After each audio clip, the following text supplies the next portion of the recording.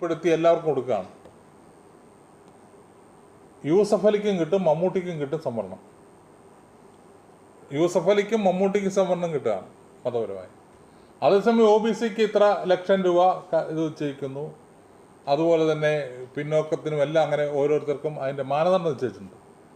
ഇതൊരു മാനദണ്ഡമില്ലാതെ എല്ലാ മുസ്ലിങ്ങൾക്കും സംവരണം കൊടുക്കുകയാണ്. ഇത് ഹിന്ദു ഐക്യം പറയുന്നതുകൊണ്ട് ഇതിനെ വർഗീയമായി കാണേണ്ടതില്ല. ഇതൊരു സാമൂഹ്യ അനീതിയാണ്. ഈ അനീതിക്കെതിരെയാണ് ഈ തുറന്നു കാട്ടിക്കൊണ്ട് രംഗത്ത് വരുന്നത്.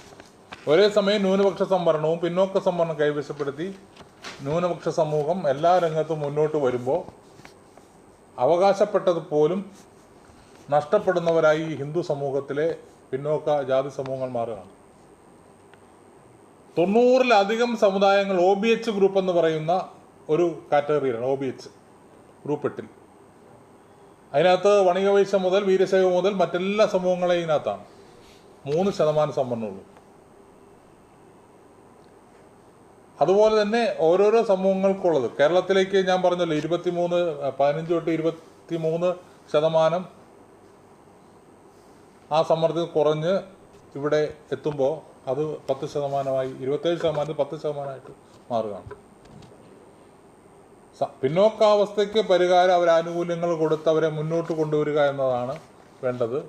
സാമൂഹ്യ അവശതയ്ക്ക് പരിഹാരം അവരെ ഇസ്ലാമിക ക്രൈസ്തവ സമൂഹങ്ങൾ സാമൂഹ്യ അവശത അനുഭവിച്ചിട്ടില്ല എന്നതുകൊണ്ട് അവർക്ക് ലഭിക്കുന്ന ആ സാമൂഹ്യ അവശതയ്ക്ക് പരിഹാരമായി നിശ്ചയിച്ചിട്ടുള്ള സംവരണത്തിൽ നിന്ന് എടുത്ത് അവർക്ക് നൽകുന്നതിനെ ശക്തമായി എതിർക്കുകയാണ്.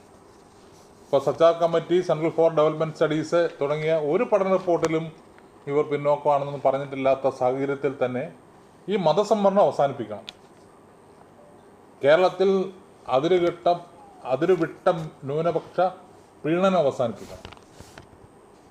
മതേതര സർക്കാർ എല്ലാ മത സമൂഹത്തെയും ഒരുപോലെ കാണാൻ തയ്യാറാവണം. അവർ മതേതരമാണെങ്കിൽ അവർ പറയുന്ന ആശയങ്ങൾ അതിൻ്റെ അർത്ഥത്തിൽ അവർ അതിനെ കണക്കാക്കുന്നുവെങ്കിൽ,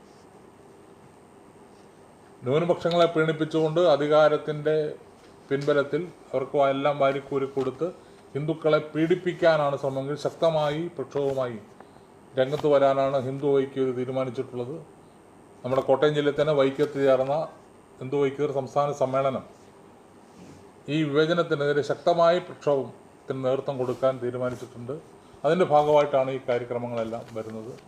ഇപ്പോൾ 3-ാം തീയതിയും 5-ാം തീയതിയും നടക്കുന്ന ഈ കാര്യക്രമങ്ങൾ ഹിന്ദു ഐക്യദാർഢ്യ സമ്മേളനം മതസംവരണം അവസാനിപ്പിക്കുക എന്ന വിഷയത്തെ ആസ്പദം മതസംവരണവും ന്യൂനപക്ഷ പ്രീണനവും അവസാനിപ്പിക്കണമെന്നാവശ്യപ്പെട്ടുകൊണ്ട് ഹിന്ദു ഐക്യവേദി സംസ്ഥാന വ്യാപകമായി പ്രക്ഷോഭത്തിന് നേതൃത്വം കൊടുക്കാൻ തീരുമാനിച്ചിരിക്കുകയാണ്. ന്യൂനപക്ഷ പ്രീണനത്തെ സംബന്ധിച്ച് തുറന്നു പറഞ്ഞതിൻ്റെ പേരിൽ SNDP യോഗം ജനറൽ സെക്രട്ടറി, മറ്റ് ഹിന്ദു സംഘടനകൾ എന്നിവരെയെല്ലാം അപമാനിക്കാനും അവഗണിക്കാനും ഭീഷണിപ്പെടുത്താനും സംഘടിത മതസമൂഹങ്ങളുടെ നേതാക്കൾ തയ്യാറാവുകയാണ്.